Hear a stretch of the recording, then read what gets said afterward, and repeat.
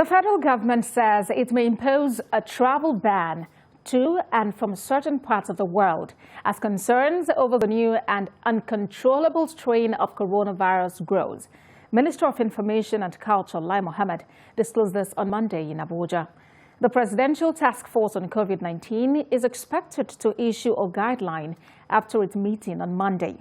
The minister recognizes that many students are coming from the UK, in particular, to come and join their families in Nigeria. He said many Nigerians also, because of the traditional link shared with the United Kingdom, may want to go there for business or family reunion.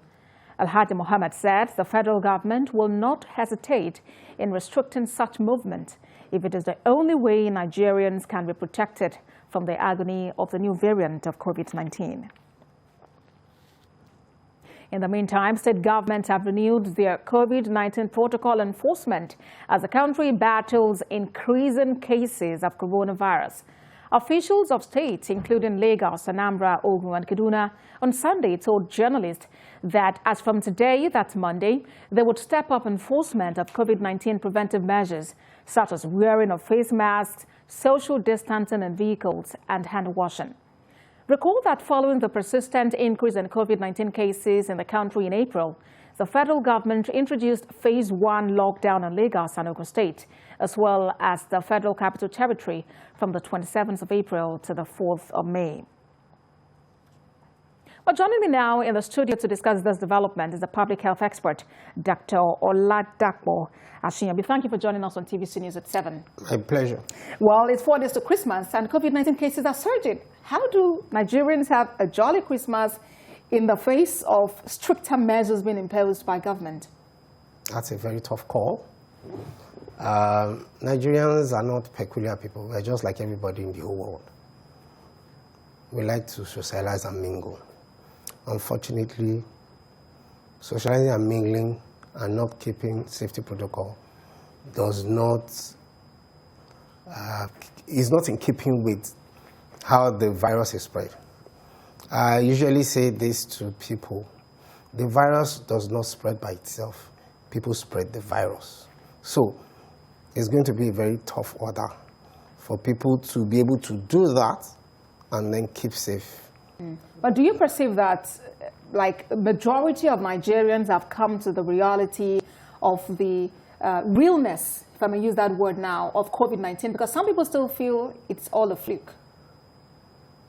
Some people feel it's all a fluke. Many people feel it's all a fluke. Government may have to impose some stricter restrictions, but it will not be a total lockdown.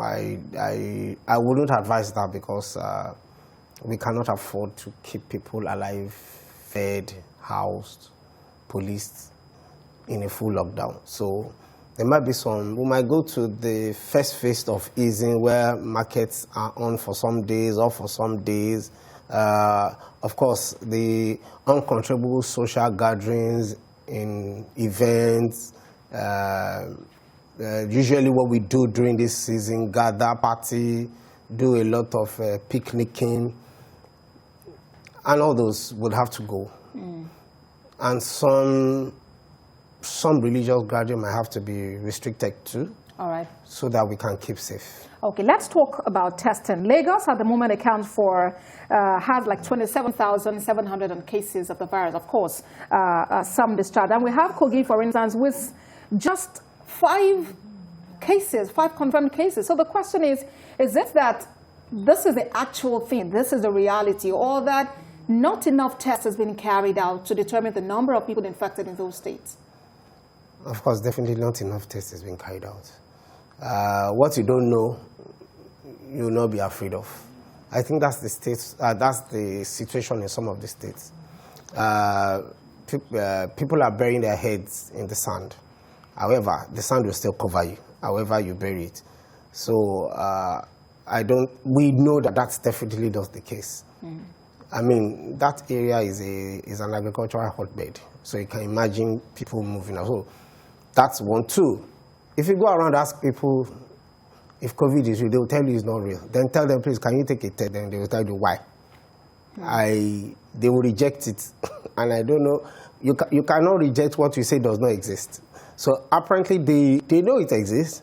However, they are afraid to know if they've got it. That's the difference. All right. Okay. Public health expert, Dr. Oladapo Ashinyobi, thank you very much for your thoughts on TVC News at 7. Yeah, thank you very much.